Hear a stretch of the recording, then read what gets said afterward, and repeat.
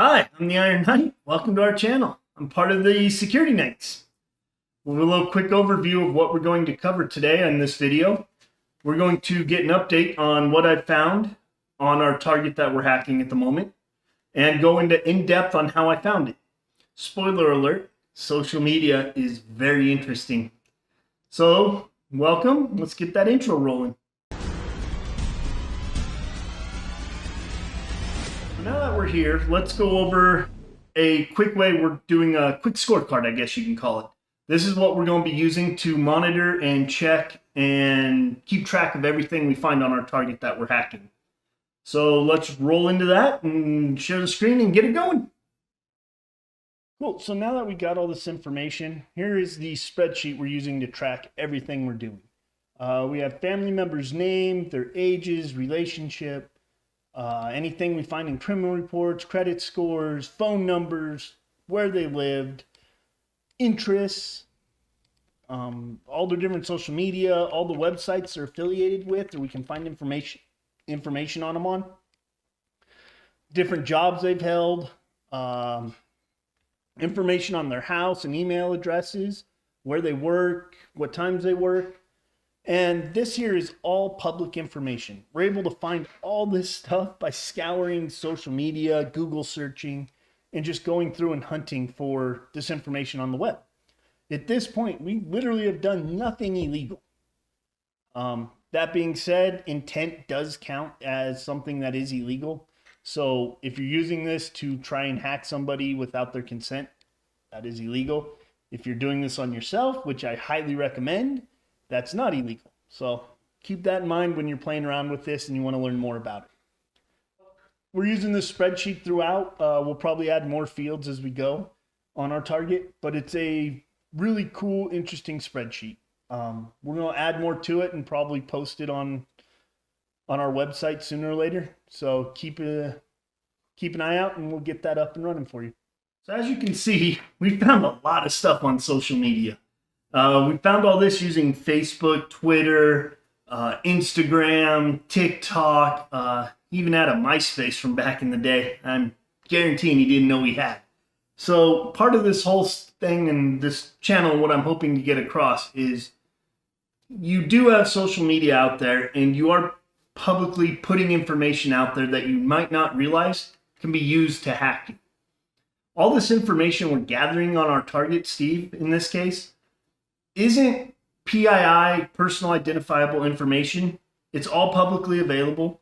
And there's nothing in there that will give me direct access to, say, his bank account or access to his Facebook account. But using all this information, we were able to gather, and you saw it in our spreadsheet, name, addresses, parents' address, friends, family, all kinds of information. We also were able to find all his top interests. You know, something cool about the interest portion of this is, say, for example, somebody's into comic books, right? Normal person is, who cares? He likes comic books. Cool, whatever. But as a hacker and from an attack point of view, I can use that type of information to specialize a social engineering attack on that person. So instead of sending, a random email saying, hey, click this link and then I can own your computer, I can send a specialized, hey, click this link to check out this new comic. My odds of him clicking that link skyrocket just because of that one little tiny piece of information. It's something he's interested in. So that's something to be aware of when you're going on social media and adding all those likes on your Facebook page or all the extra Pinterest likes that you have, is you're giving an attacker information about you that they wouldn't otherwise have. On top of that, some other cool things that we found on his social media, we're using his pictures. And again, you're posting your pictures so your friends and family can see. It's all well and good, but make sure you go through and turn off metadata. If I can get a hold of that metadata and you're posting pictures, I can track your every location so I know when you're not home. And I can go rob your house if I wanted to. That kind of information exists. And it's good to be aware that it exists because it's not hard to get. So some other things I found that people might not be aware of out there is Steve, for example, our target. He has done actually a really good job. He didn't have a Twitter. He didn't have an Instagram. He didn't have a TikTok. He had a Facebook, but he hasn't used it in 3 years. So his information on social media was actually pretty hard to track down. That being said, he has a wife and a kid, and guess what? They are very active on social media. So I went that extra step, right? Because I know they live together and they have a wife and a kid, and they're typically going to be in the same house and doing the same activities, by using their social media, I can take things that they're saying and translate it into Steve and gather more information that way. For example, his wife had a public-facing Facebook page, and based off of her page, I now know what they like, what their political beliefs are, when they travel, where they're at. I can track Steve through his wife's account because she posts. Same with his daughter. If his daughter's up there posting, I'm able to track that.